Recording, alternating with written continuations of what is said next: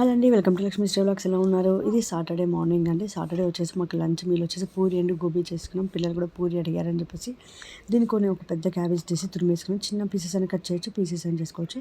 Next దాంట్లో 1.5 corn flour వేసుకున్నాండి. Next వచ్చేసి 1 spoon ధనియాల పొడి, ఒక 1 స్పూన్ సాల్ట్, 1 స్పూన్ వచ్చేసి నేను కబాబ్ పౌడర్ వేసుకున్నాను. పైన కొంచెం సోడా వేసుకున్నాను. సో ఈ మిశ్రమాన్ని మొత్తాన్ని వాటర్ పోయకుండా కలుపుకోవాలి బాగా, ఎందుకంటే క్యాబేజీ తడిగా ఉంటుంది కాబట్టి. సో కన్సిస్టెన్సీని బట్టేసి వాటర్ ఏం పోయకుండా ఫస్ట్ కలుపుకోవాలి. నాకు తెలిసి మొత్తం బ్యాడ్ డౌకి వచ్చేసి నాకు ఈ వెట్టే సరిపోతుంది, వాటర్ ఏం లేకుండా. దానికి తగినట్టు వాటర్ లైక్ దానికి తగినట్టు మాత్రమే మనం వచ్చేసి పిండిని కలుపుకోవాలి, వాటర్ పోయకుండా. ప్లస్ పిండి యాడ్ చేసేటప్పుడు కూడా ఆ వెట్టుకు సరిపడినట్టు మాత్రమే వేసుకోవాలి. తర్వాత ఒక 3-4 సార్లు ఇలా ఉండలు చేసుకొని ట్రై చేశాను. కన్సిస్టెంట్ బాగా వచ్చిందన్న తర్వాత మొత్తాన్ని ఒకసారి మళ్ళీ అలా కలిపేసుకొని దాన్ని వచ్చేసి ఒక ముద్దగా చేసి ఒక పక్కన ఒక 2-3 మినిట్స్ పక్కన పెట్టుకోవాలి. తర్వాత వచ్చేసి నెక్స్ట్ కడాయి పెట్టుకొని, కడాయి హీట్ అయిన తర్వాత వీటిని చిన్న చిన్న గూబెలు రౌండ్గా వేసుకుంటూ ఉండాలి.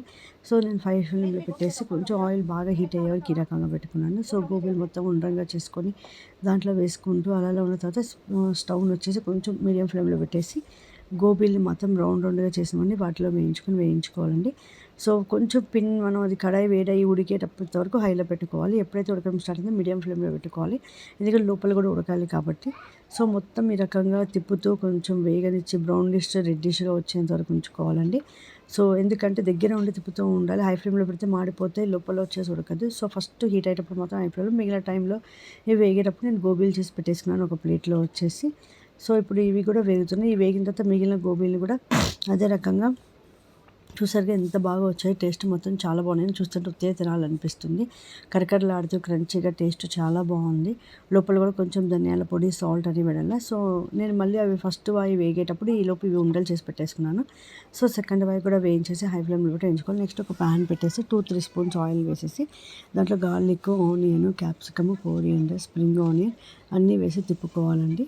దీన్ని మొత్తాన్ని మీడియం ఫ్లేమ్లో పెట్టుకొని వేయించుకోవాలి. కొంచెం వేగేటప్పుడు మనకు కావాలంటే సాల్ట్ యాడ్ చేసుకోవచ్చు దీంట్లో. సో దీన్ని మొత్తం మీడియం ఫ్లేమ్లో వేయించుకున్న తర్వాత టమాటో కెచప్ 2-3 స్పూన్స్ వేయచ్చు. టమాటో కెచప్ లేకపోతే టమాటో, నేనైతే పండు టమాటోలు 1.5 తీసుకొని మెత్తగా ఇలా ప్యూరీ చేసి యాడ్ చేసాను.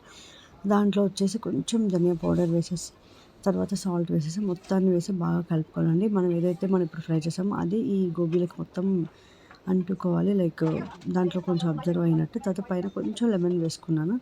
సో దీన్ని మొత్తాన్ని బాగా కలిపేసుకొని కొంచెం మీడియం ఫ్లేమ్లో పెట్టుకుంటూ వేయించుకుంటూ ఉండాలి. టేస్ట్ అయితే చాలా బాగుంటుందండి. మా ఇంట్లో అందరికీ బాగా నచ్చింది.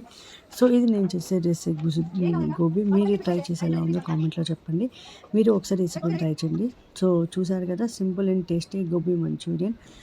నెక్స్ట్ దీన్ని వచ్చేసి ఈరోజు లంచ్ ప్లాన్ చేస్తుంటే పూరి, బెండకాయ fry and tomato chutney, next gobi Manchurian. ఇది మాది సాటర్డే మీల్ ప్లాన్. మీరు మీ ఇంట్లో ఏం చేశారో కామెంట్ రూపంలో తెలియచేయండి. సో ఇప్పటివరకు నా ఛానల్ సబ్స్క్రైబ్ చేయండి. Please subscribe my channel for more videos. Bye bye. మళ్ళీ ఇంకో వీడియోలో కలుద్దాం.